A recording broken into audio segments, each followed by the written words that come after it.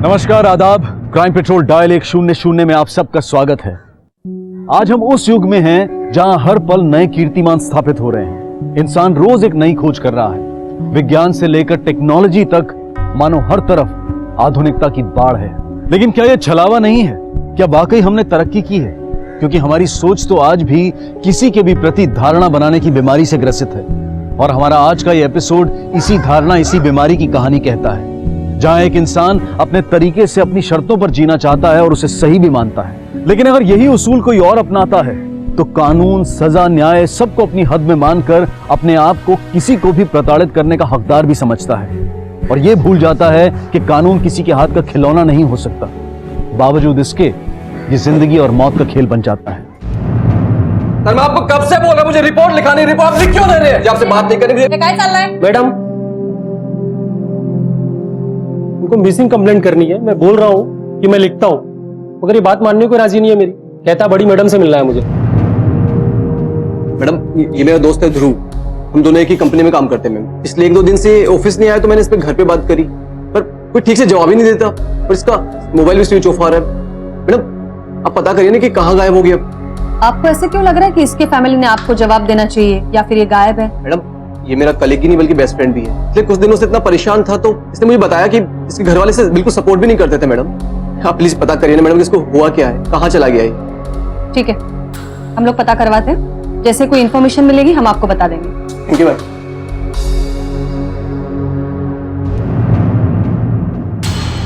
Bhosle, ma'am. Dhruv के घर जाकर पता करो कि ये सच बोल रहा है या झूठ। ओके।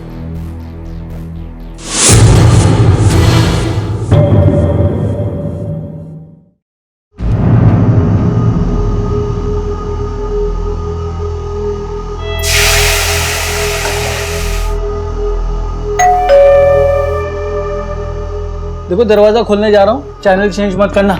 बंगारे की पूरी कहानी देखनी है मुझे।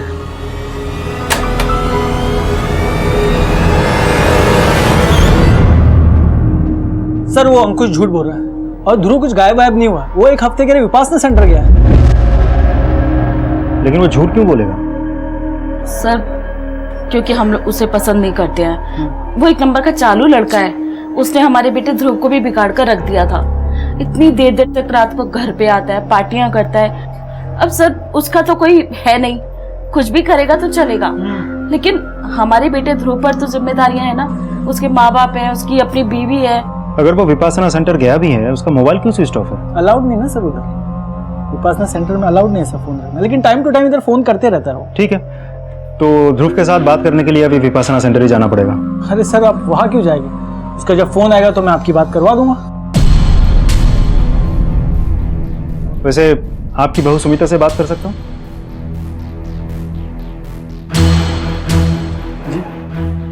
आपके पति कहाँ हैं? विपासना सेंटर में सर। देखिए, आपको किसी चीज से भी डरने की जरूरत नहीं है। हम यहाँ आपकी मदद करने आए हैं। आप जो मैं सच बोल रही हूँ, मेरे पति विपासना सेंटर में है। सर, आपको ध्रुव से बात करनी थी, उसी का फोन आ गया। लीजिए, बात कीजिए। हेलो ध्रुव, हमारे पास तुम्हारी मिसिंग कंप्लेंट आई है। तुम्हारे दोस्त ने लिखवाई है। बाबा ने बताया सर, वो मेरा कोई दोस्त वोस्त नहीं है, बस मेरे साथ में काम करता था। पता नहीं मुझे उसने क्या मिसिंग कंप्लेंट लिखवाई है। मतलब अंकुश झूठ बोल रहा है? हाँ सर, मैं यहाँ विपासना के लिए आया हूँ सर। जब मुझे ब्रेक मिलता है तभी मैं आई बाबा से बात हो पाती है। ठीक, बड़ी ताज्जुब की बात है। आपके बोलते ही अचानक आपके बेटे का कॉल आ गया। मैम, मुझे लगता है ध्रुव के केस में ऐसा कुछ भी नहीं है। मैंने खुद उसके साथ बात की, वो विपासना सेंटर में है। भोसले, इस बात पर हम लोग केस क्लोज नहीं कर सकते। हमें सबूत चाहिए और ये अंकुश से पता करो उसने फॉल्स कंप्लेंट क्यों करवाई थी, उसके पीछे क्या रीजन है। मैडम, ये मेरा दोस्त है ध्रुव, इसलिए 1-2 दिन से ऑफिस नहीं आया तो मैंने इस पे घर पे बात करी, पर कोई ठीक से जवाब ही नहीं देता। लोकल पुलिस को विपासना सेंटर भेज कर पता करवाओ कि ध्रुव वहाँ है या नहीं। Okay ma'am. कहाँ खेला तुम ये सब? अरे, पुलिस को झूठ नहीं बोलना चाहिए था। कहीं ऐसा ना हो कि कल को हम ही लोग फंस जाएं। आई चाय नहीं पीनी मुझे चाय। चलो ना यहाँ से। विनय पुलिस के पास अपने दोस्त ध्रुव की गुमशुदगी की रिपोर्ट लिखवाने आता है, लेकिन ध्रुव के परिवार वाले पुलिस को बताते हैं कि वो विपासना सेंटर में है। तो फिर ध्रुव की मां क्यों अपने पति से ये कह रही थी कि उन्हें पुलिस से झूठ नहीं बोलना चाहिए था? वो फंस सकते हैं। ऐसा कौन सा राज था जिसे वो छुपा रहे थे? आखिर कहाँ था ध्रुव? और वो औरत कौन थी जो लगातार पूजा पाठ किए जा रही थी? सर आप उनकी बात पर कैसे भरोसा कर रहे हो? झूठ बोल रहे हैं वो लोग। देखिए हमारी इंक्वायरी अभी तक खत्म नहीं हुई, समय दीजिए, हम काम कर रहे हैं। पर सर ध्रुव 2 दिन से मिसिंग है, कहाँ है, क्या कर रहा है, कुछ पता नहीं सर। समझने की कोशिश कीजिए, समय लगता है। सर अगर देर हुई तो काय झालं? मैडम ध्रुव की फैमिली ने आपको झूठ बोला है। देखिए, आपके कहने पर हम उसके फैमिली के खिलाफ कोई एक्शन नहीं ले सकते। भोसले ने ध्रुव से बात की है, वो ठीक है। पर मैम वो झूठ बोल रहे हैं, आपको मिसगाइड कर रहे हैं ना। बिहेव योरसेल्फ, अदरवाइज आपके खिलाफ एक्शन लेनी पड़ेगी मुझे। सॉरी मैडम, पर आप एक क्रिमिनल को छोड़कर एक इनोसेंट आदमी के खिलाफ केस लेने की बात कर रहे हो। हम किसी को नहीं छोड़ रहे हैं, हम हमारा काम कर रहे हैं जैसे हमें करना चाहिए। पुलिस इमोशंस पे नहीं एविडेंस पे काम करती है और आपको ये समझना चाहिए।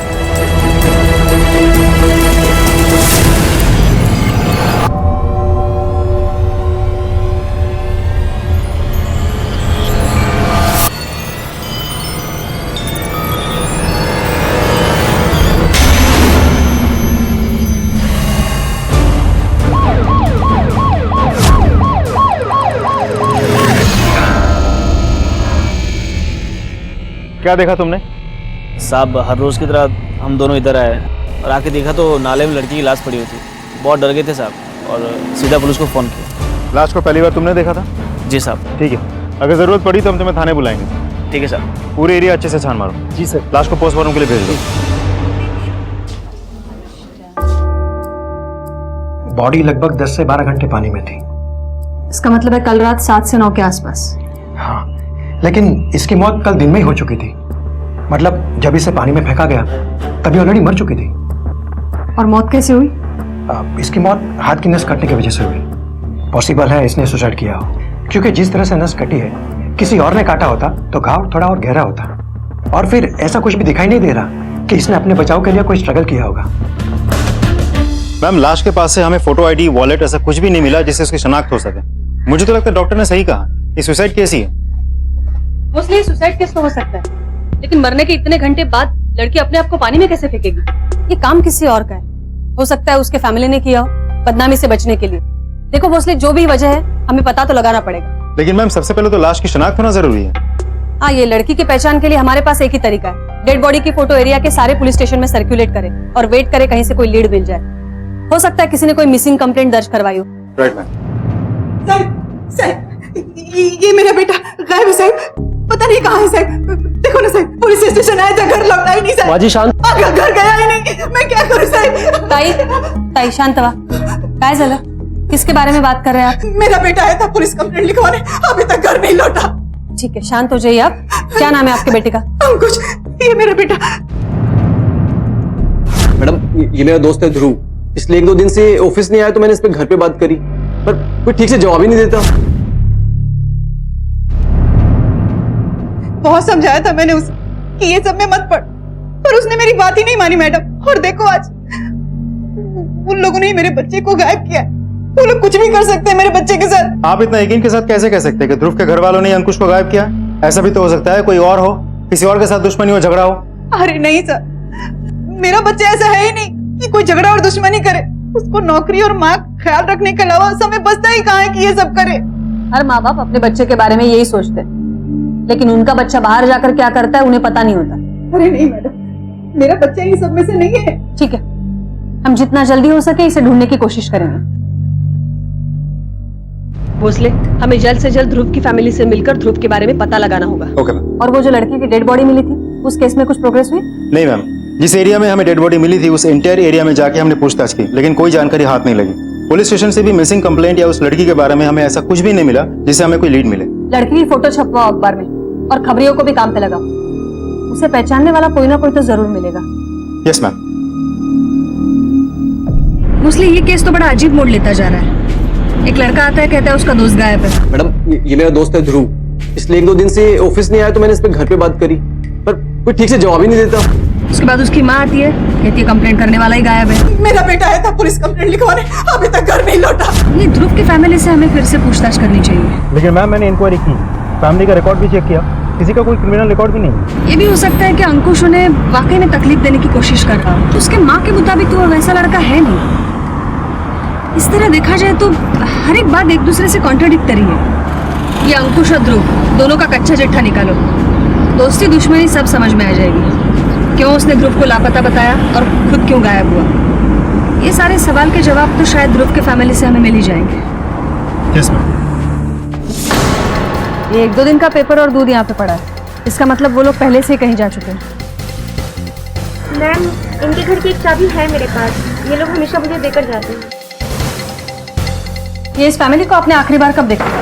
मैडम, यही कोई 2-3 दिन पहले, पर भैरवी भाभी मार्केट से आते हुए मुझसे मिली थी, पर उन्होंने ऐसा कुछ बताया नहीं कि वो लोग कहीं जाने वाले हैं। ठीक है, आप जा सकती हैं। मैम, घर में फोर्स एंट्री का कोई निशान नहीं मिला, नहीं लगता काफी सामान गायब हुआ है। इसका मतलब है ये लोग अपने मर्जी से बाहर गए हैं। आसपास पता करो किसी ने इस फैमिली को आते जाते देखा है या नहीं, और इस फैमिली के कॉल रिकॉर्ड्स निकालो। मैम, कहानी में फिर एक नया मोड़ आ गया था। जिस परिवार से उम्मीद लगा रखी थी सुराग मिलने की, वो रातों रात कहीं गायब हो गया था। अब पुलिस को ध्रुव, अंकुश और ध्रुव के परिवार सबका पता लगाना था, और लोगों के मुताबिक इनके लापता होने की किसी को कोई खास जानकारी नहीं थी। लेकिन पुलिस की मुश्किलें यहीं तक नहीं थी, वो अंदाजा भी नहीं लगा सकते थे कि इस कहानी में आगे और कितने पड़ाव हैं, और सवालों की बाढ़ भी जो उनकी तहकीकात को दिशाहीन बना सकती थी। मी भेटलो होतो साहब, हम लोग रोज सुबह सुबह वक्त पे जाते थे। इतने सालों बाद वो कल और आज वक्त पे नहीं आते। आप जब उनसे मिले थे, उनके बातचीत में अजीब कुछ लगा था आपको? ऐसा कुछ नोटिस किया था आपने? वैसे आपका बेटा जब ठीक है ना? हाँ ठीक है। नहीं, वो कल से दिखा नहीं, कहीं गया है क्या वो? अरे क्या विकास भाई, अगर आपने नहीं देखा तो कहीं गया होगा क्या? तुमसे अपन काय करीस काय कुछ भी बोलते रहते हो, कहीं गया होगा, ये होगा, वो होगा। अरे अरे रविंदर भाई सुनो तो। अरे रविंद्र अपने बेटे की इतनी तारीफ करता था, हमारे तो कान ही पक जाते थे। लेकिन सर परसों उसने जैसा रिएक्ट किया, हमें तो समझ में नहीं आया कि उसे क्या हो गया।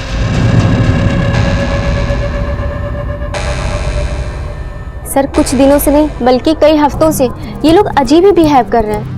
अजीब बिहेवियर मतलब? मतलब मैंने उन्हें कभी पूजा पाठ करते हुए देखा ही नहीं, पर अभी तो रोज वो किसी न किसी पूजा की तैयारी में लगे रहते हैं, और वो भी बड़े गुपचुप तरीके से।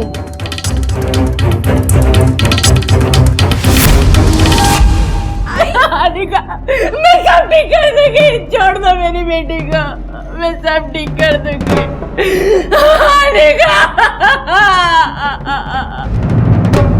मैम, किसी ने उन्हें जाते हुए तो नहीं देखा, लेकिन पड़ोसियों का कहना है कि पिछले कुछ दिनों से वो लोग पूजा पाठ बहुत ज्यादा कर रहे थे। मैम, पड़ोसियों का ये भी कहना था कि ध्रुव का नाम सुनते ही रविंद्र बहुत अजीब तरीके से रिएक्ट करता था।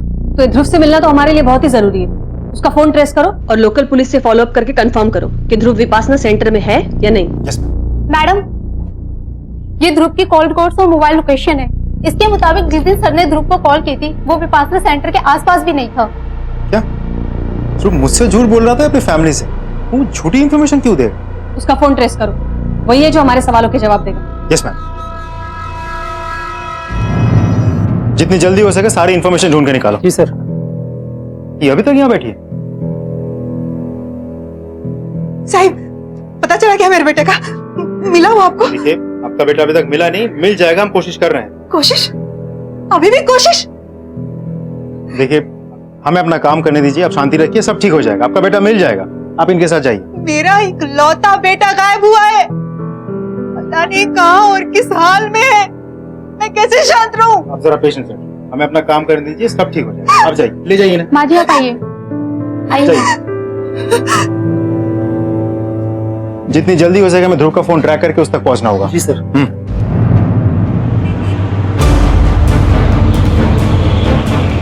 हेलो ध्रुव, सब इंस्पेक्टर भोसले बोल रहा हूँ। मेरी बात ध्यान से सुनो, यहाँ एक मेजर प्रॉब्लम हो गई है। हाँ, नहीं मैं फोन पे नहीं बता सकता, तुम्हें यहाँ आके मुझसे मिलना होगा, जल्दी आ जाओ। ओके सर, ध्रुव की मोबाइल का लोकेशन यही बता रहा है।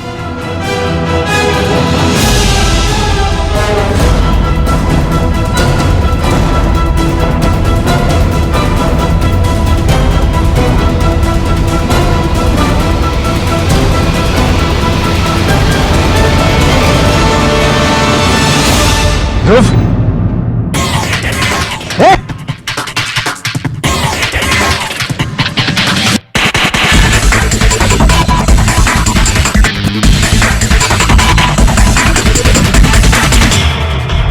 बता रहा हूँ साहब, सब बता रहा हूँ।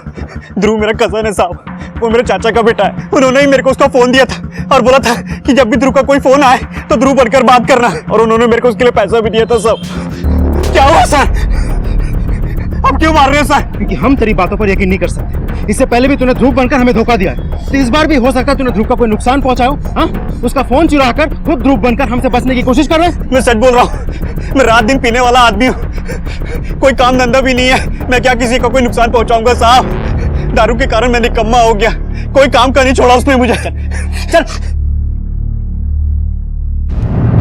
भोसले, ये पड़ोसियों से मिली जानकारी और अब ये मनीष, इसके बाद तो मुझे ऐसा लग रहा है ये सब ध्रुव के फैमिली का किया धरा है। इसका मतलब अंकुश भी सच कह रहा था। सर आप उनकी बात पर कैसे भरोसा कर रहे हो? झूठ बोल रहे हैं वो लोग। ध्रुव के फैमिली को ट्रैक करो, जैसे ही सबको मिलते हैं उठाओ सबको। मैडम हमारा खबरिया आया हुआ है उस लड़की के बारे में इंफॉर्मेशन लेके जिसकी डेड बॉडी मिली हुई थी। लेके आओ उसे। Okay ma'am. हमें अंकुश, ध्रुव और उसकी फैमिली को जल्दी से जल्दी ढूंढना होगा। Yes ma'am. मैडम मैंने पता किया है उस लड़की का फोटो को लेके। गांधीबाद का एक दुकानदार है, उसने पहचाना है उसे। उसने ये बोला है कि वो लड़की एक आदमी के साथ मेरी दुकान पर आती थी और सामान लेके जाती थी, और उसे मालूम नहीं कि ये कौन है। ठीक है, हम पता कर लेंगे अब ये कौन है। अगर वो वहां जाती थी तो इसका मतलब है उसी एरिया में रहती होगी। उस एरिया में कोई ना कोई तो पहचान लेगा इसे। हमें पता करना होगा वो आदमी कौन था जो लड़की के साथ आता था। जा सकते हो तुम।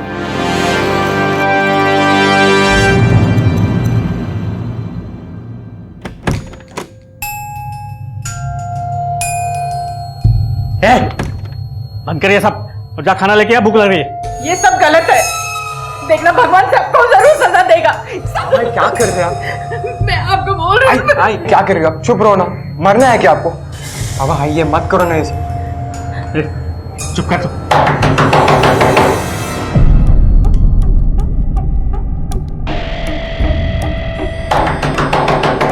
आई को अंदर लेके जा तू।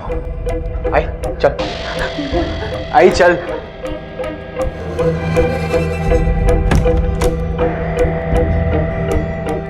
आप यहाँ? वो अनिका कहाँ है? मैम हमने बहुत कोशिश की, लेकिन ध्रुव के फैमिली के बारे में कुछ पता नहीं चला। ये लोग कहाँ गायब हैं, और इन सारे लोगों के फोन तब से स्विच ऑफ है जब से ये फैमिली गायब है। ये कॉल रिकॉर्ड्स में जितने भी लोग हैं सबसे पूछताछ करो। देखो ये फैमिली पिछले 1 महीने से किन किन लोगों के टच में है। मैम मैंने एक टीम को ऑलरेडी इस काम पे लगा दी। वैसे उस लड़की के बारे में खबर से कुछ पता चला जिसकी डेड बॉडी हमें मिली थी? पता चल जाएगा, एक टीम भेज दिया मैंने वहां पर, कोई ना कोई तो जरूर पहचान लेगा उसे। Yes ma'am. पुलिस को एक लाश मिली थी जिसकी शिनाख्त अभी तक नहीं हो पाई थी, और दूसरी तरफ था अंकुश जिसने घटने वाले गुनाह के बारे में पुलिस को आगाह किया था और फिर खुद लापता हो गया। ये केस अब और भी उलझता जा रहा था। कई सवाल थे जिनके जवाब मिलने अभी बाकी थे। आखिर अनिका के पिता उसे कहां लेकर गए थे? क्या वो उस जगह पर सुरक्षित थी? क्यों उसकी मां लगातार पूजा पाठ किए जा रही थी? और ध्रुव, वो कहां कैद था? क्या ध्रुव के परिवार वाले ध्रुव के बारे में झूठ बोल रहे थे? वो पुलिस से क्या छिपा रहे थे? और अब वो खुद ही गायब थे। आखिर क्यों? मैडम मेरी बीवी लापता हो गई है अपने मायके से। मतलब? सर दरअसल हमारी नई नई शादी हुई है और मेरी बीवी अपने मायके गई थी अपने पेरेंट्स से मिलने, लेकिन वो वापस आई नहीं। और आज जब मैं उसके घर गया उसके बारे में पूछने के लिए, तो उसके माँ बाप भी मुझे कुछ नहीं बता रहे। आप यहाँ? वो अनिका कहाँ है? आप अपनी बीवी का हुलिया बता सकते हैं? ये रही उसकी फोटो।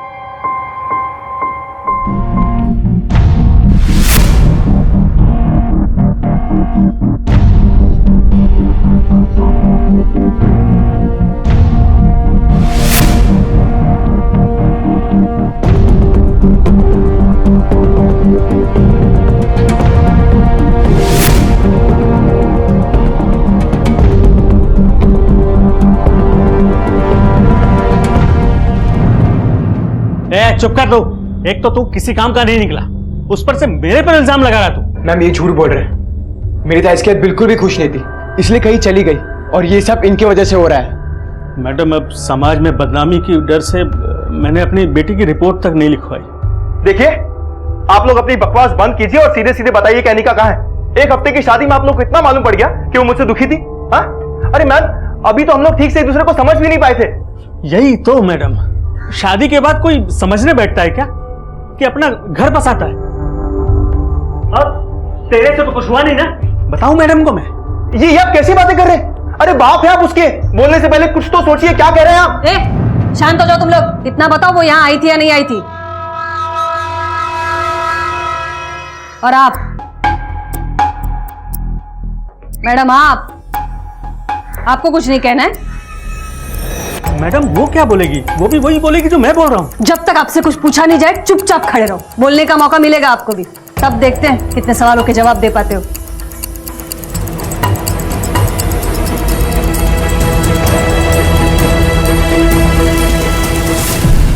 मैम मैम मैम, आप ये लोग की बातों में मत आइए।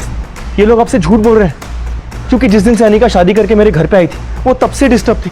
मैंने उससे कई बार पूछा भी कि अगर कुछ प्रॉब्लम है तो बताओ, हम मिलकर सॉल्व करेंगे, लेकिन मैम उसने मुझे कभी कुछ नहीं कहा। वो तो इनफैक्ट ये लोगों से मिलने को भी तैयार नहीं थी, पर शरद उसे मेरे यहाँ से ले गया।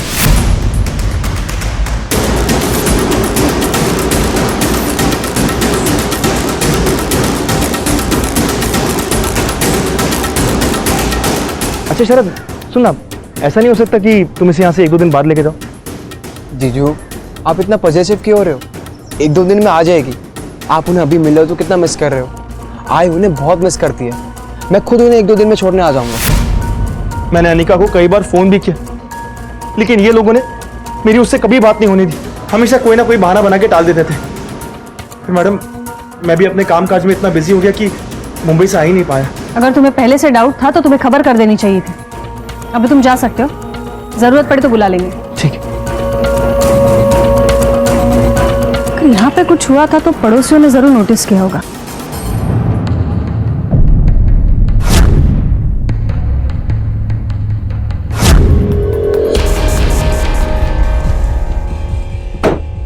Good morning ma'am.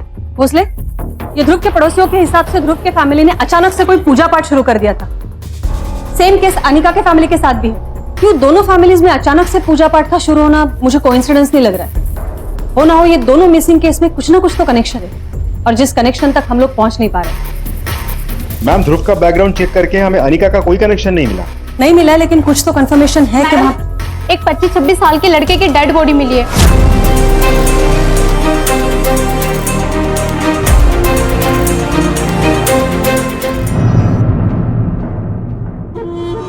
Dead body? नहीं, वो मेरा बेटा नहीं है। वो मेरा बेटा नहीं है मैडम, वो मेरा बेटा नहीं है। वो ताई शांत बेटा नहीं है। पानी पिलाओ इनको। बसा तुम्ही, बसा शांत बाबा, बसा तुम्ही। मैम फोटो देख के लगता है कि मौत चाकू मारने की वजह से हुई है। लेकिन भोसले मेरी गट फीलिंग यही कहती है कि हो ना हो ध्रुव की फैमिली का हाथ जरूर है इसके पीछे। ये सुमिता के घर से कुछ पता चला? नहीं मैम। भोसले ये केस बिगड़ता ही जा रहा है। हमें इस बात पर तुरंत पहुंचना पड़ेगा कि ये अचानक होने वाली पूजा का क्या मतलब है। एक काम करो, अंकिता और ध्रुव के फैमिली के कॉल रिकॉर्ड चेक करो, शायद दोनों फैमिली के बीच कोई कनेक्शन हो। Yes ma'am. इन सारे वाकयों में एक मां ने अपने बेटे, अपने इकलौते सहारे को खो दिया था। कातिल सोचता है कि उसने एक व्यक्ति का कत्ल किया है, लेकिन वो ये भूल जाता है, ये नहीं जानता है कि उससे जुड़ी कितनी जिंदगियां आहत होती हैं। ऐसी ही तमाम जिंदगियां जुड़ी थी इस केस से, और पुलिस पूरी कोशिश कर रही थी इसकी तह में जाने की। पर कहते हैं ना कि सच कल्पना से भी भयानक होता है, और ऐसा ही कुछ छिपा था इस केस में भी। भोसले मुझे बार बार यही लग रहा है कि इन सब केसेस में कुछ ना कुछ कनेक्शन है। इतने सारे हादसे, murder cases, missing complaints. Madam ये मेरा दोस्त है ध्रुव, इसलिए 1-2 दिन से ऑफिस नहीं आया तो मैंने इस पे घर पे बात करी, पर कोई ठीक से जवाब ही नहीं देता। मेरा बेटा आया था पुलिस कंप्लेंट लिखवाने, अभी तक घर नहीं लौटा। मैडम मेरी बीवी लापता हो गई है अपने मायके से। मैम शायद आपका शक सही है। रविंदर और ब्रिजेश दोनों के कॉन्टैक्ट लिस्ट में कॉमन नंबर है, और वो है चंदर का। चंदर गांधी बाग में रहता है। गांधी बाग? ये तो मैंने पहले भी सुना है। मैडम मैंने पता किया है उस लड़की का फोटो को लेके। गांधी बाग का एक दुकानदार है, उसने पहचाना है उसे। भोसले क्लू मिल गया। ये ध्रुव और अनिका के फैमिली के साथ आपका क्या कनेक्शन है? रविंद्र मेरा दोस्त है और ब्रजेश मेरा कलीग, बस इतना ही कनेक्शन। ये ब्रिजेश की फैमिली गायब हो गई है, और रविंदर की बेटी अंकिता भी गायब है। मैडम मैं इस बारे में कुछ नहीं जानता। अच्छा नहीं जानता है, क्योंकि तेरे पास ये आखिरी मौका था। मैडम मुझे कोई डर नहीं है, मैं जो जानता था मैंने बता दिया। मुझे नहीं पता कि वो लोग कहाँ हैं। Excuse me.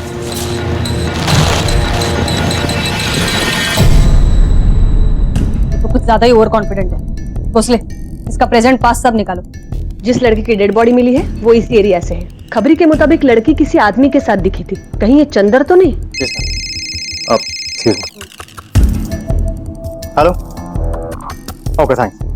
मैम ध्रुव की वाइफ का एड्रेस पता चल गया। चलो। तुम्हारे सास ससुर गायब है, पति लापता है और यहाँ छुप कर बैठी हो तुम। सर मैं यहाँ अभी आई हूँ। ओ बहू, हाँ मर गई ये भी ना सुनती नहीं है। जा जल्दी से जाके सामान पैक कर, जल्दी जा। मैं हम कहाँ जा रहे हैं आई? अब ज्यादा सवाल मत कर, जब समय आएगा ना सब पता चल जाएगा। जल्दी जा। आई मैं अपनी आई के घर चली जाऊँ? क्यों क्यों? वहाँ जाके फंसाएगी हमको? हाँ? नहीं नहीं नहीं आई कि किसी को मैं कुछ नहीं बोलूंगी। छोड़ो ना इसे, रहने दो इसे। छोड़ो, चलो चलो तुम चलो, चलो चलो छोड़ो। हाँ रहे, चल तेरी माँ क्या, चल। ठीक है, हमारे परमिशन के बिना कहीं नहीं जा सकती तुम, यही रहना होगा।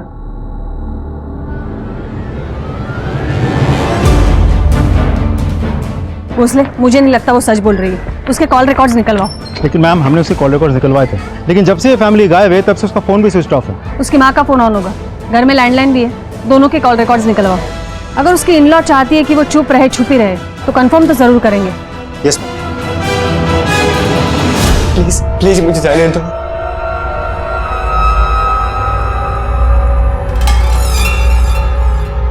टेंशन मत ले, तेरी कंपनी के लिए तो लाए थे।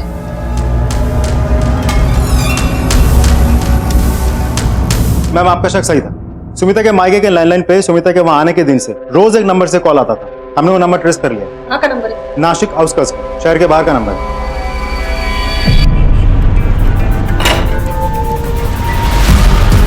तुझे क्या लगा था हमें चकमा देके भाग जाएगा? हाँ? इसके बीवी को उठा के लगाओ, घर की तलाशी लो अच्छे से। चल चल बोल बोल। मेरी समझ में नहीं आ रहा कि आप लोग मुझे मार क्यों? पुलिस को चकमा देके रातों रात घर बदलना क्राइम है। अपना फोन स्विच ऑफ करना ताकि तुम्हें कोई ट्रेस ना कर सके। अब बोल, ध्रुव कहाँ है? चंदर कौन है? क्या अंकुश को तुमने मारा? हमें लगा कि आप लोग हम पर शक कर रहे हैं, इसलिए हमें परेशान करेंगे, इसलिए हम लोग गायब हो गए थे। आपको अब भी लगता है कि ये सब कहानी आपको हमें सुनानी चाहिए? हम कोई कहानी नहीं सुना रहे, हम सच बोल रहे हैं। बोलो ध्रुव कहाँ है? क्या किया तुम लोगों ने उसके साथ? सच बोल रही है, सच में। यही तो प्रॉब्लम है कि आप सच नहीं बोल रही हैं। आपसे सच उगलवाना पड़ेगा, समझ गई आप? तब तक खातिरदारी करो जब तक सच नहीं बोल देती। मैम एक क्रिमिनल जैसा तोड़ा उसका, फिर भी मुंह नहीं खोला। रविंद्र का भी यही हाल है, देखते कब तक चुप रहता है। मैम उनके घर से हमें एक चाकू मिला है, इसपे सूखे खून के निशान है। उस चाकू को हमने फॉरेंसिक लैब भेजा, कल शाम तक रिपोर्ट आ जाएगी। अगर हम सही जा रहे हैं भोसले तो वो सूखा हुआ खून जरूर अंकुश का होगा, और अगर रिपोर्ट्स मैच हो गए तो हम उन्हें गुनहगार साबित कर सकते हैं। लेकिन मैम मुझे लगता है हमें सुमिता से बात करनी चाहिए, शायद जल्दी मुंह खोल दे। कोशिश करते हैं, लेकिन जरूरी नहीं है वो जितनी डरी से हमें दिखती है उतनी है। और हमें जल्द ही अंकिता और ध्रुव के बारे में भी पता लगाना होगा। मैडम ये चंदन की डिटेल्स। मैम ये चंदर किसी एक के साथ नहीं बल्कि सबसे कनेक्टेड है। इनफैक्ट ध्रुव और सुमिता का भी रिश्ता उसी ने करवाया था, और अनिका के बाद ब्रिजेश के साथ भी वो लगातार टच में है। एक और अहम बात मैम, पिछले साल तक ये सारी पूजाएं उनके घर पे भी होती थी, फिर अचानक बंद हो गया उनके बहू के साथ। पड़ोसियों का कहना यह है कि चंदर कभी भी इतना धार्मिक नहीं था। बहू के आने के बाद चंदर के घर पे पूजा होने लगी, उससे पहले उसे घर पे कोई औरत भी नहीं थी। ये तीनों परिवारों में अचानक से पूजा का शुरू होना, ये कोई अंधविश्वास का चक्कर तो नहीं है? ये देखिए मैम, भोसले ये चंदर को बुलाओ, उसका ओवर कॉन्फिडेंस निकालने का टाइम आ गया अभी। यस अब की बार हाथ लगाए ना, देखना मैं क्या करता हूं। तुम लोगों की वर्दी उतार दो। भोसले थांबा।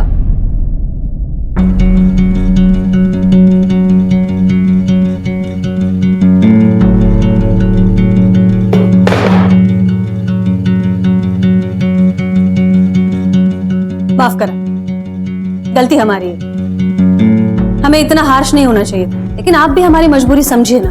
2 डेड बॉडीज मिली है, 2 लोग मिसिंग है।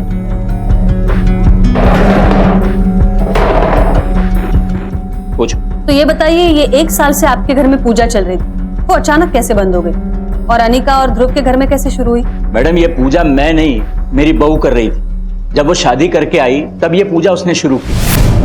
मैं तो वही कर रहा था जो एक अच्छे ससुर को करना चाहिए। सारी फैमिलीज आपस में कनेक्टेड है, और औरतों का फेवरेट टाइम पास तो पूजन ही है ना मैडम, इसलिए हर घर में पूजन शुरू हो गई। भोसले, इसे जानते हो? देखिए, हमारे इंटेलिजेंस की और एक्सपीरियंस की थोड़ी इज्जत रख लीजिएगा और ये मत कहिएगा कि आप इसे नहीं जानते, क्योंकि गांधी बाग में काफी लोगों ने आपको इसके साथ देखा है। अरे लोगों के कहने से क्या होता है मैडम, मैंने कहा ना मैं नहीं जानता मतलब नहीं जानता। और अब तूने ज्यादा स्मार्ट बनने की कोशिश की तो इतना मारूंगी तुझे कि सब याद आ जाएगा। भोसले, कब मारा याला, ये जन्म की तो क्या सारे जन्म की याद आ जाएगी। सतीश, पर चंदर टूटने को तैयार ही नहीं है। कोई ना कोई तो टूटेगा। ध्रुव की फैमिली से, अनिका की फैमिली से कोई तो होगा जो मुंह खोलेगा। Excuse me. हेलो, कहाँ? ठीक है, हम पहुंचे। मैम, एक और डेड बॉडी मिली।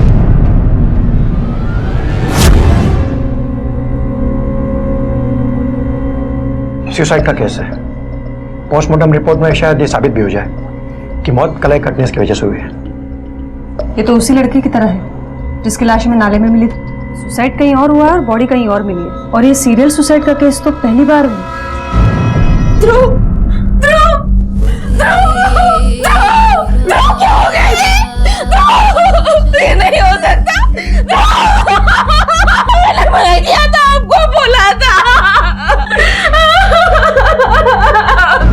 ये शायद दुनिया का पहला केस था जहां सीरियल मर्डर्स नहीं बल्कि सीरियल सुसाइड्स हो रहे थे। लेकिन कैसे? कोई तो था जो इन्हें अंजाम दे रहा था, जो लाशों को मौत की जगह से दूसरी जगह ले जाता था। किसी ने उसे क्यों कैद किया था और उसके साथ ऐसा क्या हुआ था कि उसने अपनी ही जान ले ली? एक कैदी की जिंदगी की प्रताड़ना से लेकर उसके मृत पाए जाने तक की उसकी कहानी आखिर क्या थी? ऐसा नहीं होना चाहिए था। ये कहने का मतलब क्या था आपका? कम से कम अपने बेटे के लिए तो सच बोलिए। आपके बेटे ने सुसाइड किया नहीं है, करवाया गया है उससे। आप नहीं चाहती कि जिसने ये सब करवाया है उसको सजा मिले?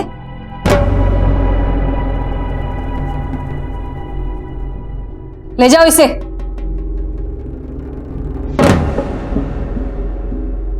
एक इंसान मुंह नहीं खोल रहा है यहां पर। केस सॉल्व होने के इतना करीब होने के बाद कुछ नहीं कर पा रहे भोसले हम। बस और इतनी देर ना हो जाए कि वो अनिका इस सब का शिकार हो जाए। उस दिन रूम में क्या हुआ था? अनिका को सुसाइड के लिए तुम मजबूर कर रही थी? वो लोग उसे इस दुनिया के लायक बना रहे थे ताकि आदमी औरत से और औरत आदमी से प्यार करे, ना कि आदमी आदमी से और औरत औरत से, क्योंकि यही उसूल है ना दुनिया का। देखो, जो भी कहना है साफ साफ। मैं ध्रुव की सच्चाई शुरू से जानती थी। वो कभी मुझे प्यार नहीं कर पाए।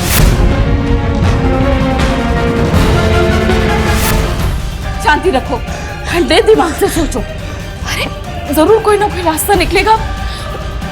याद है चंदर भाई साहब ने क्या किया था अपनी बहू के साथ? हम भी वही करेंगे। मैं हैरान थी उनके उपाय सुनकर। चंदन अंकल की बहू मेरी सहेली थी, बल्कि उन्होंने ही मेरी शादी करवाई थी। मैं बहुत खुश हूँ कि तुम ठीक हो गई। मैं कोई ठीक वीक नहीं हुई दीदी, बस ठीक होने का नाटक कर रही हूँ। क्यों? क्योंकि अगर मैं ठीक होने का नाटक नहीं करूँगी तो ये लोग फिर से वही सब करेंगे मेरे साथ। बाकी लोगों से ज़बरदस्ती बलात्कार करवाएंगे मेरा। इससे तो अच्छा है कि उमेश ही मेरे साथ। ये घटिया उपाय किसने निकाला था? और मैं भी बचने के लिए यही रास्ता अपनाना चाहती थी।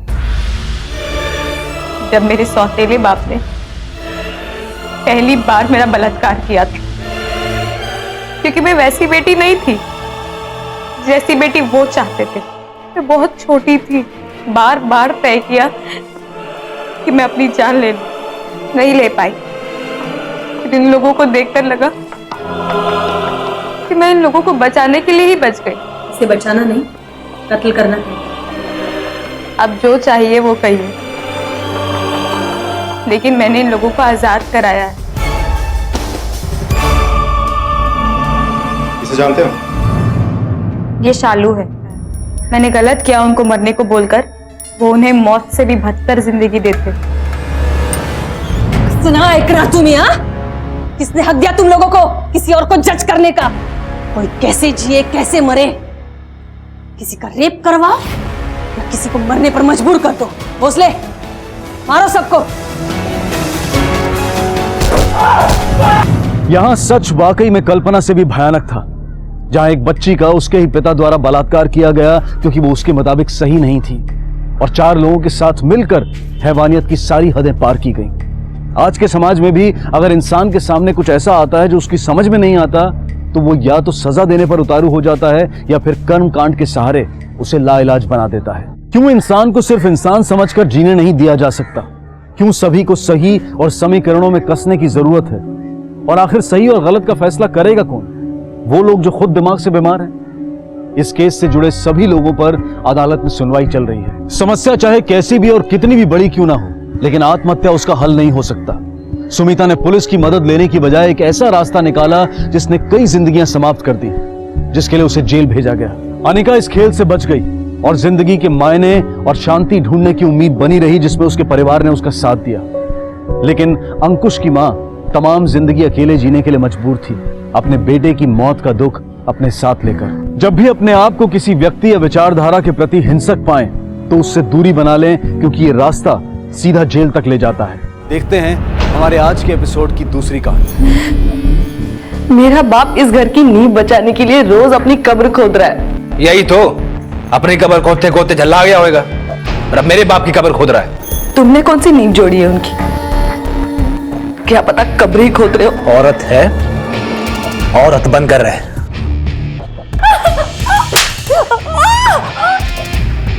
चोरों की बस्ती में जब कोई शरीफ भी भागता है तो चोर ये सोचकर चौकन्ने हो जाते हैं कि कहीं उनके पीछे पुलिस तो नहीं लगी है।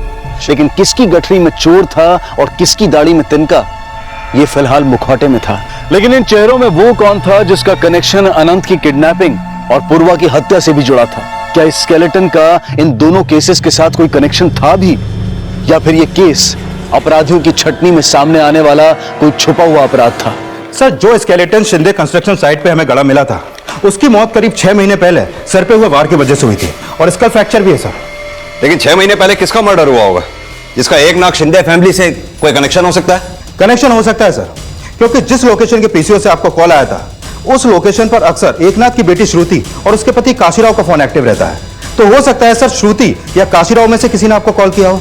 और एक बात सर, ये श्रुति और काशीराव की ज्यादातर बातें रमाकांत भिड़े से होती हैं। ये रमाकांत भिड़े कौन है? एकनाथ का राइट हैंड।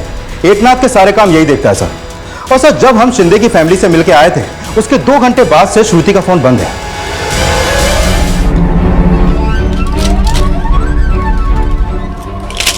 हेलो ताई, 300 रुपया।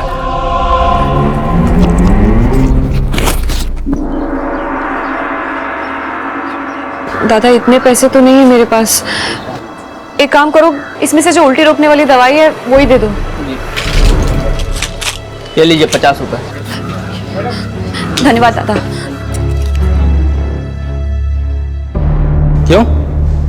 आपको मेरी बहन श्रुति से क्या काम है? आपकी बहन श्रुति है कहां पर? मेरे को नहीं पता। सर, आज दोपहर से वो घर पर वापस नहीं आई। उसका फोन भी बंद है। लेकिन बात क्या है सर? और आप तो श्रुति के पति हैं, पता होगा आपकी बीवी कहाँ है? नहीं साहब, मुझे भी समझ नहीं आ रहा कि श्रुति कहाँ है। सर, आपने बताया नहीं। आप श्रुति के बारे में जानना क्या चाहते हैं? आपकी बहन श्रुति जब भी घर आए या उसका फोन आए, उसे कहना हमसे जरूर मिले।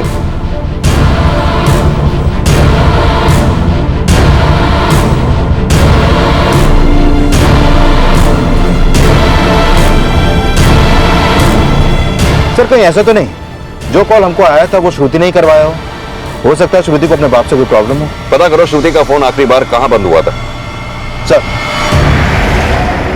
सर, जिस लोकेशन पर श्रुति का फोन बंद हुआ, मैंने पता किया उस एरिया में एकनाथ शिंदे का एक फार्म हाउस है। हो सकता है श्रुति एकनाथ शिंदे के फार्म हाउस में ही हो।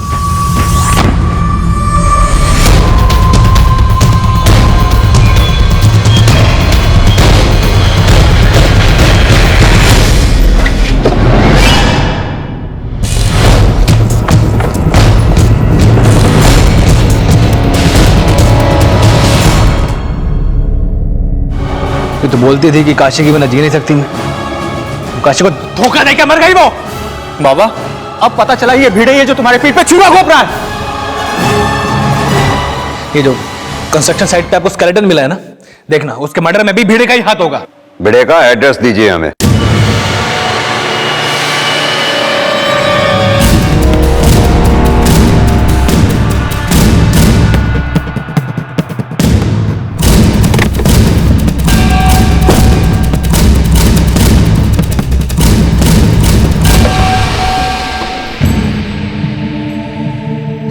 नहीं सर, सुबह से भेड़े को नहीं देखा मैंने। सर, भिड़े का फोन भी बंद है।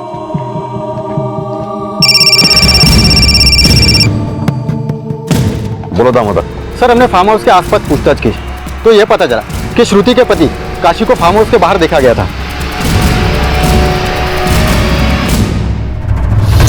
सर, हो सकता है काशी को श्रुति और भिड़े के अफेयर के बारे में पता चल गया हो और उसी ने श्रुति को मारा हो। ये एकनाथ के सभी फैमिली मेंबर्स के फोन लोकेशन चेक करो और इस काशी राव के बारे में भी पता करो। Okay sir. हेलो, अगर अनंत सही सलामत चाहिए तो कल तक पैसे दे दो, नहीं तो मार देंगे अनंत को। नहीं नहीं अनंत को कुछ मत करना प्लीज, मैं कोशिश कर रहा हूँ। मेरी बात सुनो, मैं hello hello hello hello hello. क्या हुआ मेरे अनंत को? बोलो क्या हुआ? सर, जिस पीसीओ से आपको कॉल आया था उसकी लोकेशन रामवाड़ी की है। शिरके, ये भिड़े भी गायब है और उसका फोन भी बंद है। लेकिन सर, समझना यह भी होगा कि जिस किडनैपर की मौत हॉस्पिटल में हुई थी उससे जब आपने ये पूछा कि अनंत की किडनैपिंग किसने करवाई तो उसने एकनाथ का नाम क्यों लिया? एकनाथ? लेकिन उस किडनैपर ने सिर्फ एकनाथ बोला, शिंदे नहीं बोला। हो सकता है वो ये बोलना चाहता हो कि एकनाथ का आदमी या एकनाथ का सेक्रेटरी, या फिर ये भी हो सकता है वो एकनाथ नहीं, एकनाथ से संबंध रखने वाले उसके किसी रिश्तेदार का नाम लेना चाहता हो, जैसे एकनाथ के बेटी, बेटा, नौकर या फिर कोई भी। लेकिन फिलहाल हमारा शक भिड़े पर इसलिए है क्योंकि वो गायब है। शिरके, कहीं ऐसा तो नहीं श्रुति के मर्डर का राज अनंत के किडनैपिंग के किसी राज से भी जुड़ा हो? सर, मैंने श्रुति के पति काशी राव का बैकग्राउंड चेक किया। वो एकनाथ के बिजनेस राइवल के अटेम्प्ट टू मर्डर के केस में जेल भी जा चुका है।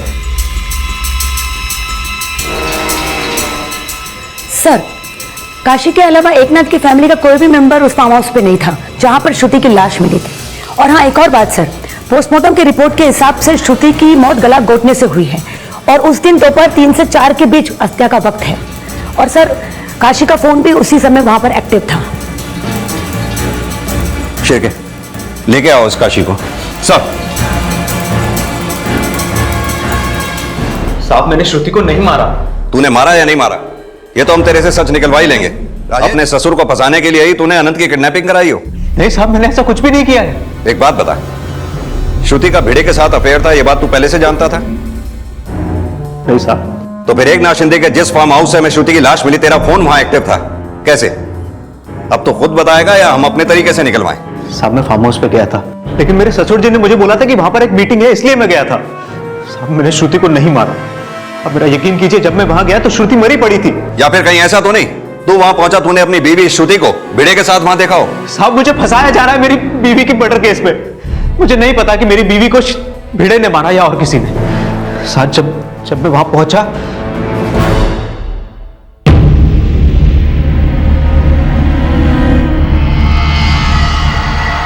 साहब मुझे लगता है कि एकनाथ ने ही अपनी बेटी को मरवाया और अब मुझे फंसा रहा है। एकनाथ अपनी बेटी को क्यों मारेगा?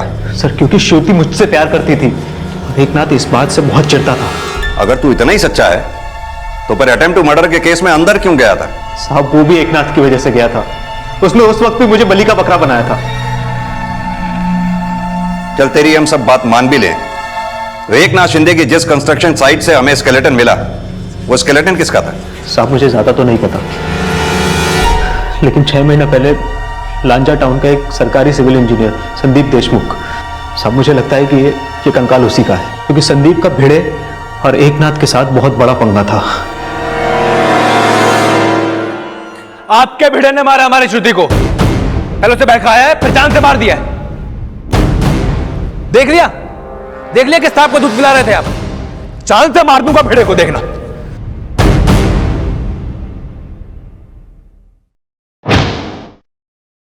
तेरा भी लफड़ा था क्या भिड़े के साथ? बोल।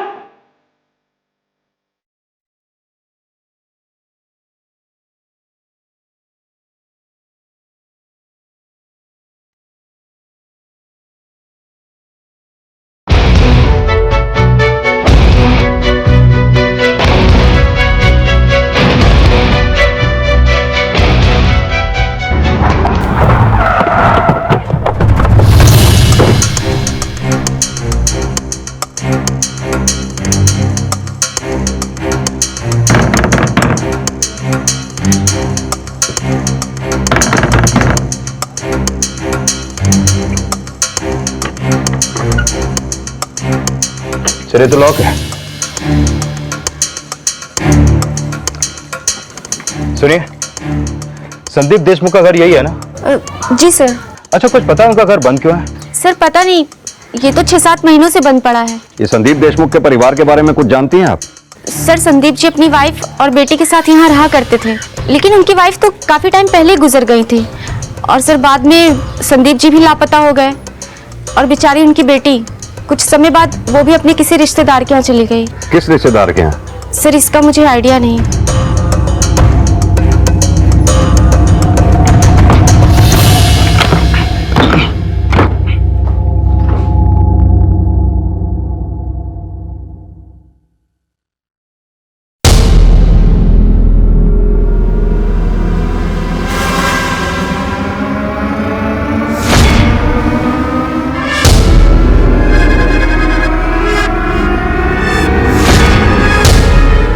शिर्के, हम जब एकनाथ शिंदे के घर गए थे, इस लड़की को मैंने उसके घर में देखा था। सर ये लड़की तो एकनाथ के घर में नैना के बेटे को ट्यूशन पढ़ाती है। तो इस लड़की का संदीप देशमुख से क्या रिश्ता हो सकता है? साहब ये तो संदीप जी की बेटी है, लक्ष्मी। सर मैंने कुछ नहीं किया, लेकिन ये सच है, मेरे बाबा को गायब करवाने में उस एकनाथ शिंदे का ही हाथ है। सर मुझे उन पर शक था, इसलिए मैं उनके खिलाफ सबूत इकट्ठा करने के लिए वहां टीचर की जॉब कर रही थी। अगर तुम्हें एकनाथ शिंदे पर शक था तो पुलिस की मदद भी तो ले सकती थी। उसकी जासूसी करने की क्या जरूरत थी? सर मैं कोई गैर कानूनी काम नहीं कर रही हूँ और ना ही कभी करूंगी, क्योंकि मेरे अंदर भी मेरे बाबा का खून है। सर मेरे बाबा संदीप देशमुख न्यू कंस्ट्रक्शन में एनओसी देते थे और शिंदे कंस्ट्रक्शन हर काम इलीगल तरीके से करता है। सर मुझे पूरा शक है मेरे बाबा को गायब करवाने में एकनाथ शिंदे का ही हाथ है। और रही बात पुलिस की मदद लेने की, तो सर मैंने मेरे बाबा की मिसिंग कंप्लेंट लॉन्च करवाई थी। आप चाहे तो पता कर सकते हैं, एफआईआर की कॉपी मेरे पास भी है, लेकिन पुलिस आज तक उनका पता नहीं कर पाई। तो सर अगर मैंने अपने तरीके से अपने बाबा के गायब होने का राज पता करने की कोशिश की है, तो क्या गलत कर दिया? लक्ष्मी देशमुख के पिता संदीप देशमुख का मिसिंग केस 6 महीने पहले फाइल हुआ था और तब से संदीप देशमुख का गायब होना एक रहस्य ही बना हुआ था। पुलिस ने शिंदे कंस्ट्रक्शन साइट पर मिले कंकाल का डीएनए लक्ष्मी देशमुख से मैच कराने का फैसला किया, लेकिन आपको बताता हूं सर, लक्ष्मी का डीएनए उस स्केलेटन के डीएनए से मैच करता है जो हमें एकनाथ शिंदे की कंस्ट्रक्शन साइट पर गड़ा मिला था। लक्ष्मी, हमें एकनाथ शिंदे के कंस्ट्रक्शन साइट से जो स्केलेटन मिला था वो तुम्हारे बाबा का ही था।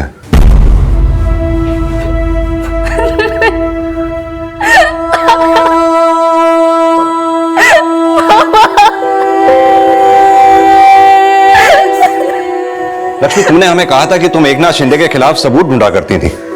क्या अनंत की किडनैपिंग में एकनाथ शिंदे का हाथ हो सकता है? अगर इससे रिलेटेड कुछ भी जानती हो हमें बताओ। सर जब भी मैं उनके घर जाती थी,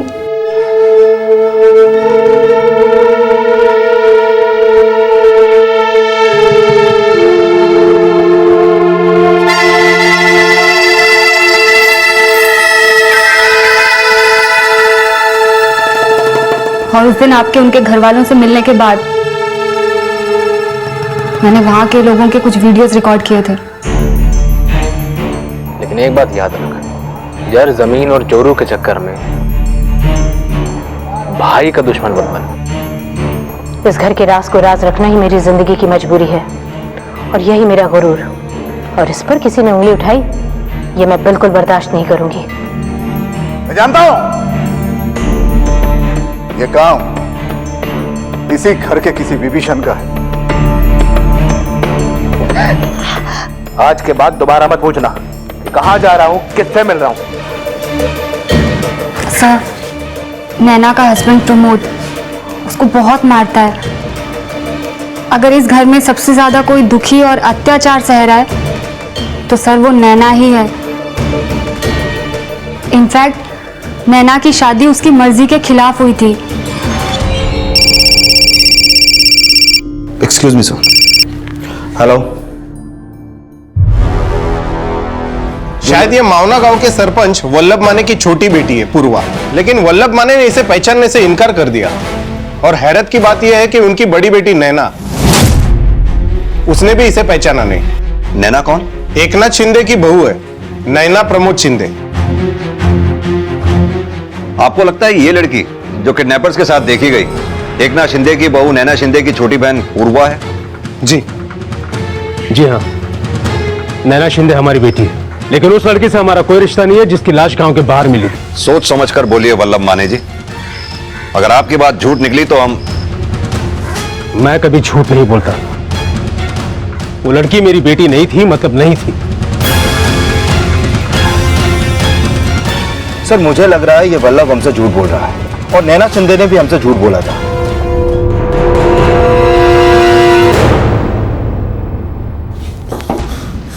बोल, प्रमोद के कौन कौन से राज जानता है तू? कुछ भी बताने से पहले मैं कुछ पूछना चाहता हूँ। अपनी फैमिली और अपने उसूल में किसी एक को चुनना पड़े तो किसे चुनोगे? क्या वो लाश वाकई पूर्वा की नहीं थी? आप चुप क्यों हैं? सब वो लाश पूर्वा की थी।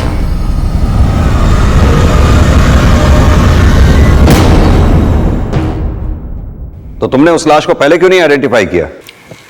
क्योंकि मेरे बाबा ने मना किया था। अगर पूर्वा तुम्हारी बहन थी तो वो उन किडनैपर्स के साथ क्या कर रही थी जिन्होंने अनंत दीक्षित को किडनैप किया था? मला नहीं माहित सर,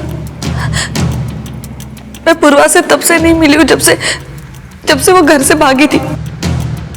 एकनाथ जी, आप पूर्वा और उन किडनैपर्स की मीटिंग के बारे में क्या जानते हैं? सर मैं पूर्वा को ही ठीक से नहीं जान पाया तो किडनैपर्स के बारे में कैसे कुछ बता सकता हूँ? बस सर, इस घर में इससे ज्यादा और कोई कुछ नहीं जानता। लेकिन उस किडनैपर ने तो आप ही का नाम लिया था, और एकनाथ की कंस्ट्रक्शन साइट पे स्केलेटन होने का हमें फोन आना। यस, मेरे को एकनाथ शिंदे के क्राइम का मालूम है। एकनाथ शिंदे की रामवाड़ी वाली साइट पे जाइए। और अब ये श्रुति का मर्डर, इन सब बातों में कोई ना कोई कनेक्शन जरूर है शिरकी। पॉसिबल है सर। सर हो सकता है नैना शिंदे अपनी बहन पूर्वा के साथ मिलकर एकनाथ से बदला लेना चाहती हो, क्योंकि सर इस घर में नैना की इज्जत ना तो उसका पति करता है और ना ही कोई और सर हो सकता है कि स्केलेटन की न्यूज देने वाला फोन कॉल भी नैना की कोई चाल हो, और श्रुति को नैना का ये राज पता चल गया और श्रुति का मर्डर नैना की किसी साजिश से जुड़ा है। इन सब में एक बात अटपटी है, पूर्वा अगर किडनैपर से मिली हुई थी तो फिर पूर्वा का रेप और मर्डर किसने किया? अनंत की किडनैपिंग क्या वाकई नैना के इशारे पर चल रही थी, या फिर इसका असली हमराज कोई और ही है? दोबारा इसे छूना मत। छूने तो इसे तुझे भी नहीं दूंगा मैं। लेकिन तूने जिसे छुआ है वो मेरे सामने आ चुका है। भेड़े मेरे पास है, वो तूने क्या क्या कांड किए हैं भेड़े ने मुझे सब कुछ बता दिया है। किडनैपर्स के साथ देखी गई लड़की को अब नैना शिंदे द्वारा अपनी बहन पूर्वा मान लिया गया था, लेकिन नैना द्वारा दी गई जानकारी अब भी अधूरी थी। पुलिस मान रही थी कि अनंत के किडनैपर्स वल्लभ माने के गांव मावना और आसपास के इलाकों से हो सकते हैं। उनकी पहचान के लिए पुलिस ने एक सर्च ऑपरेशन शुरू किया और जल्द ही उन तीनों किडनैपर्स की पहचान सामने आ गई। साहब ये लड़की तो भास्कर की गर्लफ्रेंड है साहब, पूर्वा, और पूर्वा की बड़ी बहन तो भास्कर को अपने छोटे भाई जैसा समझती थी। तेरे को तो मालूम ही होगा। किधर आइए भिड़े? भाऊ अगर मैं बता दूं तो मेरे को क्या मिलेगा? पिछले केस में भी आपने मेरे को बलि का बकरा बना दिया था। चल ठीक है, पूरा बिल्डिंग तेरे नाम पे कर दूंगा। बता। भाऊ भिड़े मेरे को जिंदा मांगता है। वो कमीना मेरी बीवी के साथ सोया था, उसे जान से मारोगे? तू बस मेरे को इतना बता, भिड़े है किधर? देख वल्लभ, तू मेरे बचपन का दोस्त है। मैं तुझसे भले ही बिजनेस में आगे बढ़ गया, लेकिन अपनी दोस्ती को नहीं भूला। अपने बेटे की शादी मैंने तेरी बेटी के साथ कर दी, लेकिन तूने गलत फहमी को झगड़ा समझकर अपनी बेटी नैना के साथ मिलकर मुझे फंसाने की कोशिश की। नहीं, ऐसा न करो साहब, आपका ऐसा नहीं भूला मैंने ऐसा कुछ भी नहीं किया। अगर मेरी बेटी ने ऐसा कुछ किया है तो मुझे पता नहीं, पर मेरी बेटी को मारना मत भाऊ।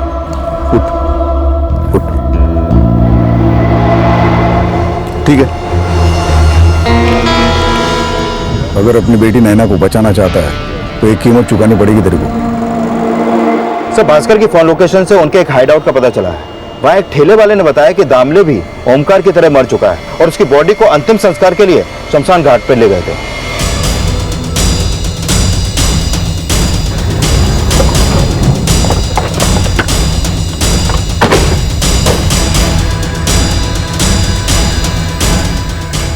सर, क्या इसकी मौत नेचुरल मौत है या फिर ओमकार की मौत की तरह कुछ और ही चक्कर है? ये तो पोस्टमार्टम की रिपोर्ट के बाद ही पता चलेगा।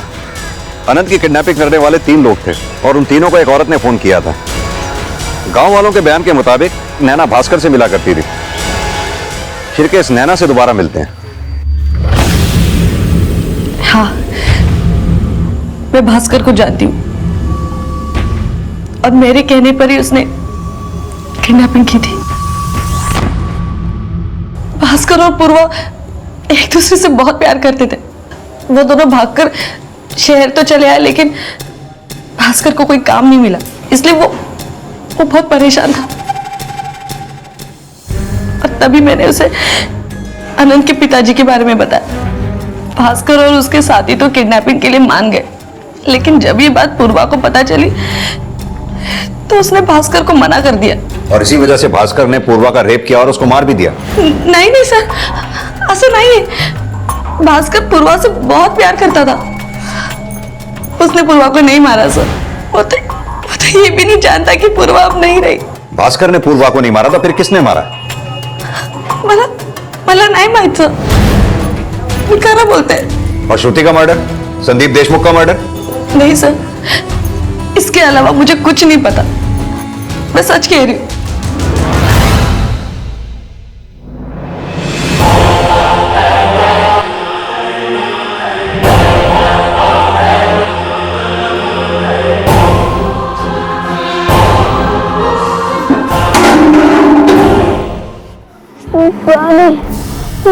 पानी चाहिए, पानी। हमने ये फिरौती भूल जाते हैं। आप मेरी मानो ना तो इस बोझ को हम कहीं फेंक देते हैं। इसकी वजह से हमारा तन मन दिमाग सब कुछ भ्रष्ट हो गया। कैसे छोड़ेंगे भास्कर? बेचारा बच्चा है, कहीं किसी ने कुछ कर दिया, बेचारा बेकार में। तो अपनी ममता बंद कर। हमारे पास ना दिन के सिर्फ 60 रुपए बचे, ना खाने का हो जाए ना पीने का। हम लोग क्या करेंगे ताई? भगवान पे विश्वास कर भास्कर। भगवान हम गरीबों की कभी नहीं सुनता, सिर्फ रईसों की सुनता है। सर, दामले की पोस्टमार्टम रिपोर्ट के मुताबिक उसकी मौत की वजह वही है जो ओमकार की थी। दोनों को सांस लेने में प्रॉब्लम थी। ये उनके गांव में पता करो, दोनों काम क्या किया करते थे। सर, पता चला है एकनाथ शिंदे का बड़ा बेटा प्रमोद शिंदे, उसका मर्डर हो गया है। व्हाट? हाँ सर, उसकी बॉडी को हॉस्पिटल से घर लेकर के आ गए हैं।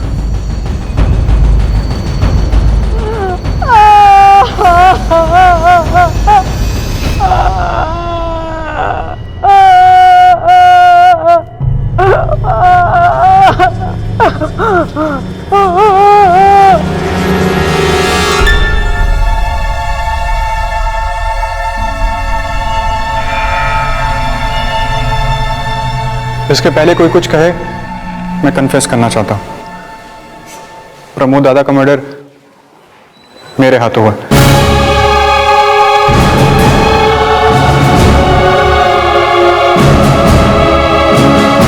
हमारे बीच में अक्सर तू मैं होती रहती थी, लेकिन आज हाथापाई भी हो। ये आदित्य की स्टेटमेंट को क्रॉस वेरीफाई करो। प्रमोद और आदित्य, इन दोनों के कॉल रिकॉर्ड्स निकल लो। Okay sir. एक मिनट सर। हेलो,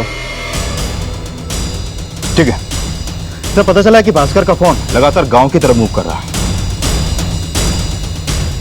अनंत को किडनैप करने वाले भास्कर, ओमकार और दामले में से अब सिर्फ भास्कर ही जीवित था और अनंत दामले की बीवी तुलसी और भास्कर के साथ था। अरे भास्कर, तू गांव में क्यों आया है? तुझे पुलिस ढूंढ रही है पूर्वा के मर्डर केस में। क्या पूर्वा का मर्डर हो गया है? हाँ, अभी कुछ दिन पहले गांव के बाहर उसकी लाश मिली थी। शायद उसका बलात्कार भी हुआ था। तू यहाँ रुक मत, चला जा, नहीं तो पुलिस तुझे पकड़ लेगी। भास्कर, तुम जो कुछ भी करने जा रहे हो मत करो, ये सब ठीक नहीं कर रहे। मुझे भूख लगी है, कुछ खाने को दो। सर, जिस कंस्ट्रक्शन साइट पे प्रमोद और आदित्य की मारपीट हुई, वहां के मजदूरों का यही बयान है कि प्रमोद की हत्या गैर इरादतन हुई है। सर, तांबड़े, ओमकार और भास्कर तीनों गोताखोर थे और ये तीनों ही वल्लभ माने के लिए काम किया करते थे। क्या काम किया करते थे? सर, वल्लभ माने गैरकानूनी तरीके से नदी के अंदर से रेत निकालकर कई सालों से उसे बेचने का काम करता आ रहा है और पिछले 15 सालों से ये वल्लभ नदी के किनारों से इतनी रेत निकाल चुका है सर कि नदी के दोनों किनारे साफ हो चुके हैं। और सर, नदी की तली से रेत निकालने के लिए वो गांव के मासूम लोगों को उन्हें गोताखोर बनाकर नदी के अंदर भेजकर रेत निकलवाने का काम करता है। और सर, ये दामले और ओमकार इसी काम की वजह से मारे गए।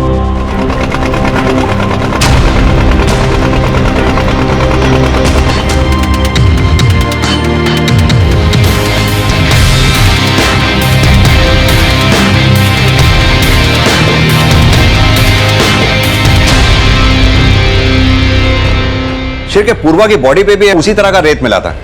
कहीं ऐसा तो नहीं पूर्वा का रेप और मर्डर भी उन्हीं गोताखोरों ने किया हो, वल्लभ माने से बदला लेने के लिए? इस वल्लभ माने को लेके आओ। सब सरपंच वल्लभ माने, तो तू गैर कानूनी तरीके से सैंड माइनिंग का धंधा नहीं करवाता। देखिए साहब, आपको जिसने जो बताना था बता दिया। हाँ, मैं रेत का धंधा करता हूँ सर, लेकिन नदी के तले से रेत निकलवाने में उसमें कोई सच्चाई नहीं है सर। जिसने अपने बेटी की लाश को नहीं पहचाना उसका हम विश्वास करेंगे? सर, मैंने आदित्य और प्रमोद की कॉल रिकॉर्ड चेक किए।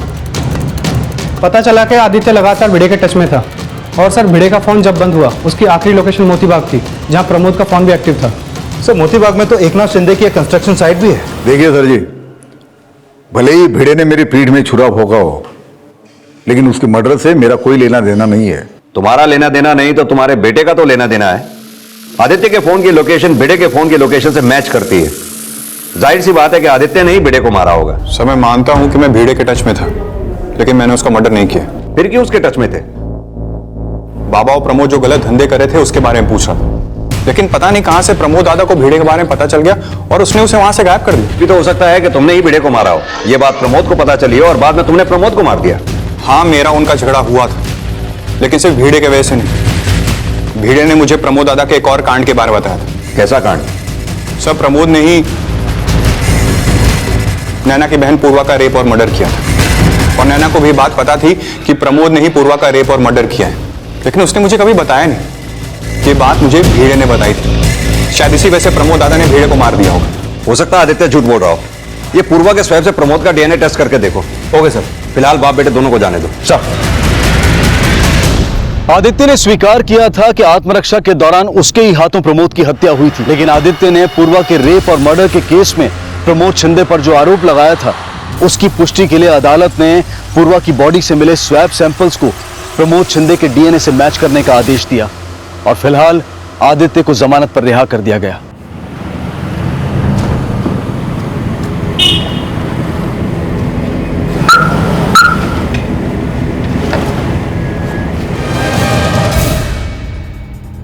हाँ, प्रमोद ने ही पूर्वा के साथ उस दिन पूर्वा मुझसे मिलने आई थी और जब वो वापस जाने लगी तब प्रमोद ने उसके साथ। तुम्हारे पति ने तुम्हारी बहन के साथ ये सब किया और तुम फिर भी खामोश रही? मैं काय करना सर, मेरे बाबा ने मुझे खामोश कर दिया। वो एकनाथ शिंदे के लिए इलीगल सैंड माइनिंग का काम करते और उन्होंने बाबा की बहुत मदद भी की, इसलिए बाबा एकनाथ शिंदे के दबाव में थे और मैं बाबा के दबाव में। ये तो साफ है कि पूर्वा का रेप हुआ था जो तेरे ही दामाद प्रमोद ने किया था और ये बात तेरी बेटी नैना अच्छी तरह से जानती थी। तू क्या जानता था ये बता।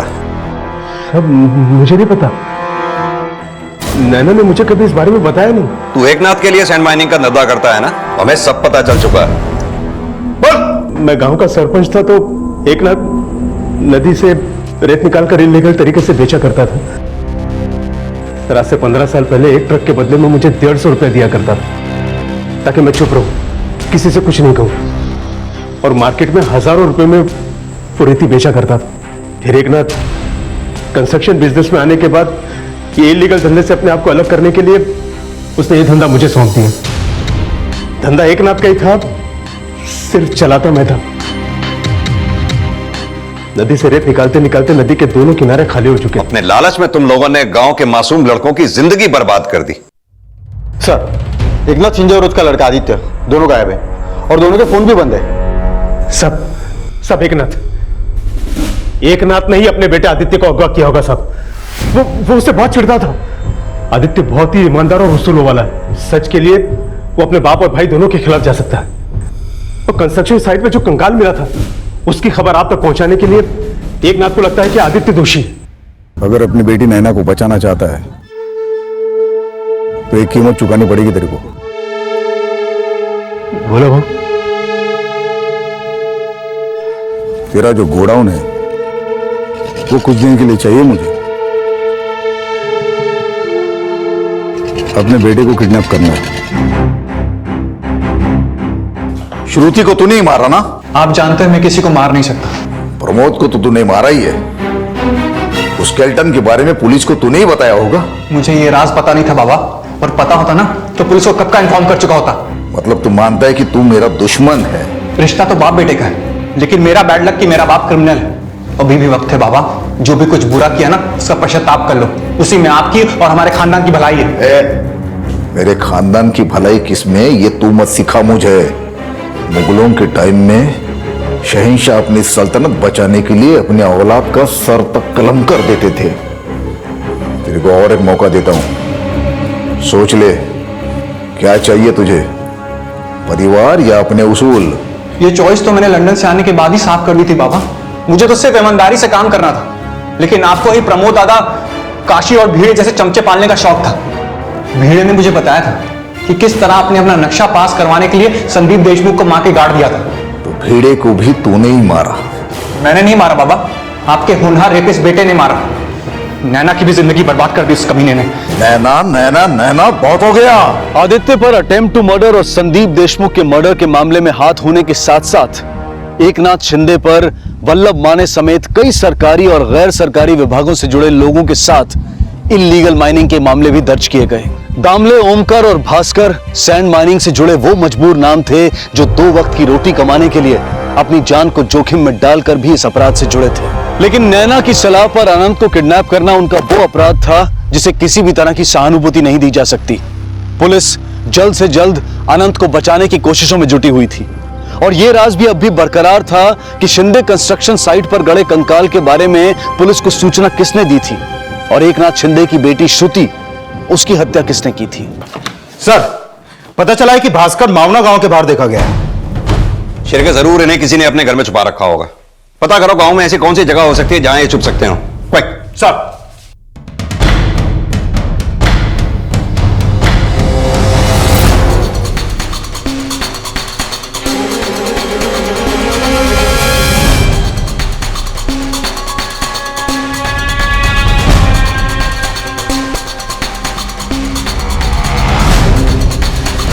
सब पुरोहित को लक्ष्मी ने ही जॉब पर लगवाया था।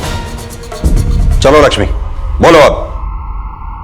सर, जब आप पहली बार एकनाथ शिंदे के घर गए थे, उसके बाद श्रुति और काशी राव को मैंने बात करते हुए सुना था। काशी, यही सही वक्त है इन लोगों को इनकी औकात दिखाने का। तुम संदीप की हत्या का राज पुलिस को बता दो। तो ये बात तुमने हमें पहले क्यों नहीं बताई? इसीलिए ना, क्योंकि श्रुति को तुम ही नहीं मारा है। हाँ साहब, मारना पड़ा श्रुति। हम तो सोच रहे थे कि वो भी एकनाथ शिंदे के खिलाफ है और हम भी। साहब, हमने सोचा कि जाकर उससे हाथ मिला लेते, लेकिन हम श्रुति से मिलने फार्म हाउस गए थे, लेकिन उल्टा वो हम पर ही शक करने लगी। मैं अच्छे से जानती हूँ तुम दोनों को एकनाथ शिंदे ने मेरे और काशी की जासूसी करने के लिए भेजा है ना। बताओ अब क्या चाल चल रहा है? वो देखो श्रुति ताई, ऐसा कुछ भी नहीं है। मैं भी तुम लोगों से क्यों बात कर रही हूँ, खुद ही फोन करके पूछ लेती हूँ। लक्ष्मी और पुरोहित अपना क्राइम कन्फेस कर चुके थे और पुरोहित के जरिए पुलिस को अनंत तक पहुंचने की एक लीड मिली। तू भी पहले गोताखोर था ना, ये बता ऐसी कौन सी जगह हो सकती है जहां पे भास्कर और तुलसी अनंत को रख सकते हैं?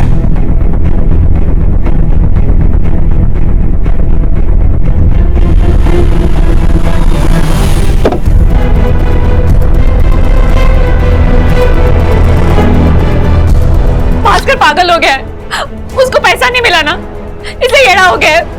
आनंद को मारने ले गया नदी किनारे साहब, उसे बचा लो साहब, वो मार देगा आनंद को साहब।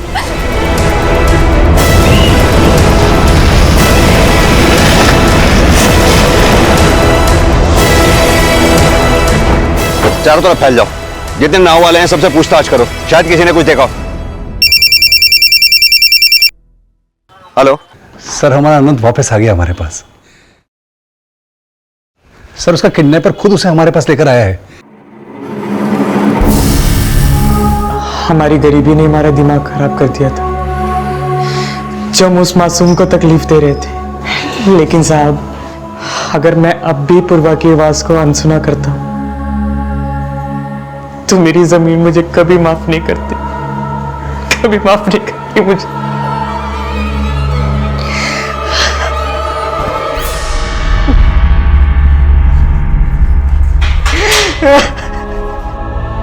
कहते हैं कि जब जागो तब सवेरा, लेकिन जो अपनी आंखें अपराध के आवेश में आकर मूंद लेते हैं, उनकी आंखें जब खुलती हैं तो नजरों में सिर्फ सलाखें ही होती हैं।